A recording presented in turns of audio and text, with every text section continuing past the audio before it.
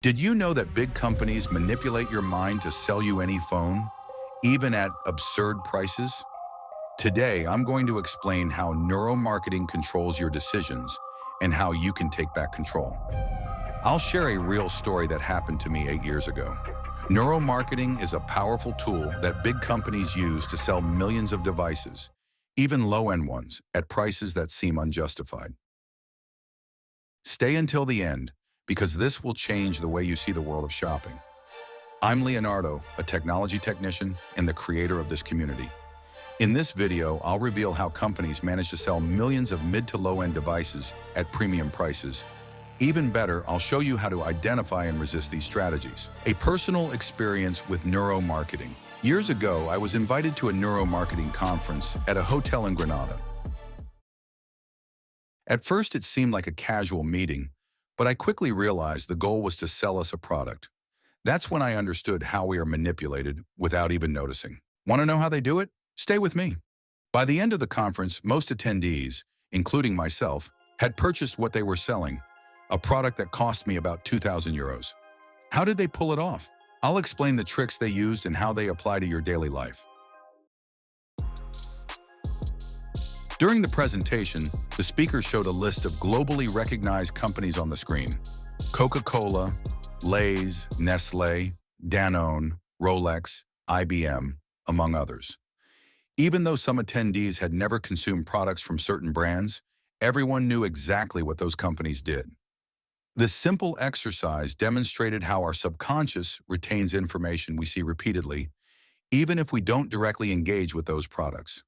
Later, the speaker selected a business owner from the audience and asked the name of their company, which we'll call Metal Glass, a small aluminum window business. Over the 3-hour conference, the speaker mentioned this company's name only 5 times. At the end, when everyone was about to leave, he asked the audience what the name of the business was, and everyone immediately responded, Metal Glass. This experiment shows how big brands use constant repetition to imprint their names into our minds without us realizing it. How they manipulate our subconscious. Big companies excel at neuromarketing and know how to manipulate both the subconscious and conscious minds. It's not just advertising. It's a strategy designed to make us remember their brands and associate them with trust and familiarity. A common example is the advertising we see every hour on TV or social media. If you see an ad for a phone or a specific brand for months, your subconscious processes and stores that information without you realizing it. When the time comes to buy a device, you'll likely choose that brand out of habit, without even researching if it's the best option. That's exactly what companies want, consumers acting without questioning. Something similar happens with flyers.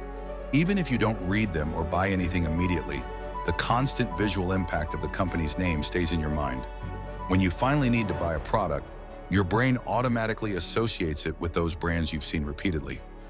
What I learned from the conference, at that conference, I ended up purchasing an advertising service in a well-known local newspaper and a promotional program for a few months. While it initially seemed like a questionable investment, that campaign quickly helped us gain recognition in the Granada area. To show that I'm not speaking without proof, I've included a link in the video description to the campaign I conducted in a prestigious newspaper that reaches millions of readers every month. That experience taught me how neuromarketing works and why it's so effective. It was this lesson that inspired me to create my YouTube channel, to share our work, promote our brand, and help other technicians in their daily work. The difference between individuals and big corporations. The main difference between ordinary workers like us and big corporations lies in the financial resources each can invest. In my case, I exchange my time for money, while large corporations have massive budgets to advertise constantly and maintain their daily presence. This doesn't mean a company with more resources is better. It simply means those with more money have greater power to influence society and shape consumer decisions. Emotional manipulation in advertising. Brands often associate themselves with recognizable names to grab our attention. For example, what's the point of a sports player appearing in a mobile phone ad? Have they disassembled the device, analyzed its functionality, or checked its processor? Of course not. These tricks are designed to convince us emotionally, not inform us. That's why my advice is simple. Before buying, look for impartial reviews on YouTube channels or forums. Do your research. Companies have teams of video and marketing experts working solely to sell us a perfect idea. In contrast, I edit my videos alone in my spare time after work, and I know how much effort it takes. Behind these campaigns is a machine designed solely to generate profit. I'm not saying we shouldn't buy things, but we must understand what we're buying and why. Being informed is key. Challenges for small businesses today. Small businesses face increasing difficulties competing with giants like Amazon or large physical stores like MediaMarkt. These companies have endless resources to invest in advertising, logistics, and competitive pricing. They can buy in bulk, allowing them to offer lower prices than any small shop. Once the competition is eliminated, they can set their prices.